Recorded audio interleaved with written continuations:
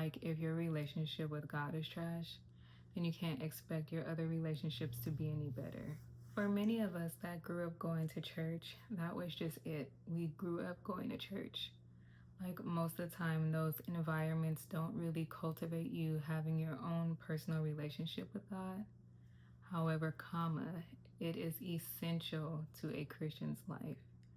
And it's also the foundational relationship for all your other relationships. Like, if your relationship with God is trash, then you can't expect your other relationships to be any better.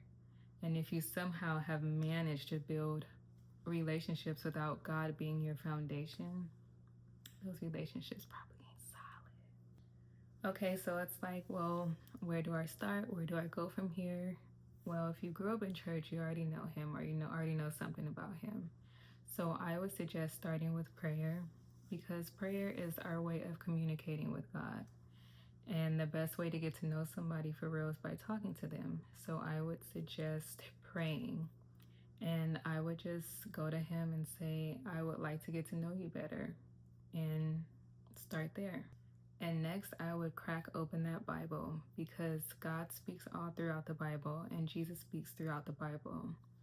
And the word is living and active, and Jesus is the word, okay? And God can speak to you through his word. He can speak to you through his scriptures.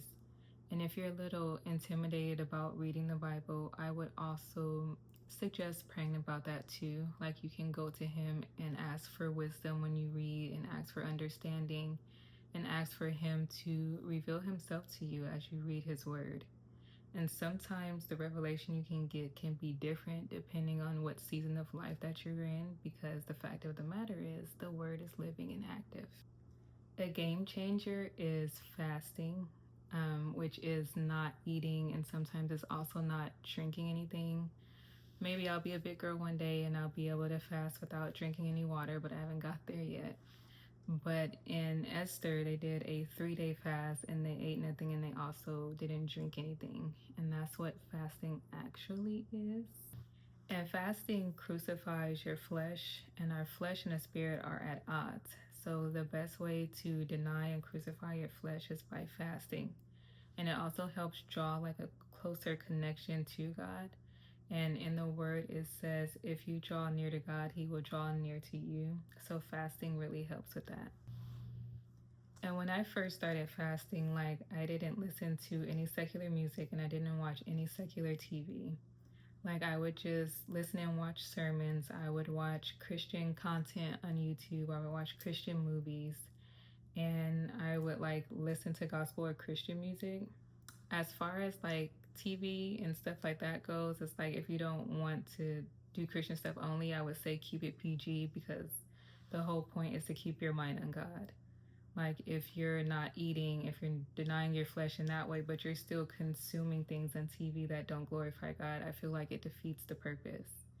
And as far as music goes, it's like, I rarely listen to gospel now, to be honest, but because there's so many other options, there's so much more Christian music, there's a wide variety.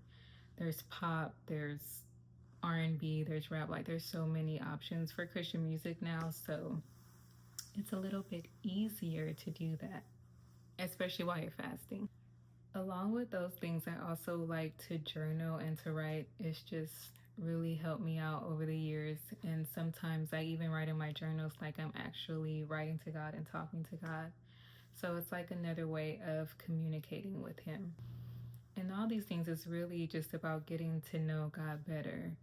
And as time goes on and as you stay consistent, like your relationship will continue to build, just like any other relationship. And just know that God knows you, he loves you, he sees you. He had plans for you way before you ever existed on this earth, and his plans are always better. Like, his ways are not our ways, his thoughts are not our thoughts, but he always has the best in mind for you. And again, he loves you more than you could ever imagine, so you should give him a chance for real.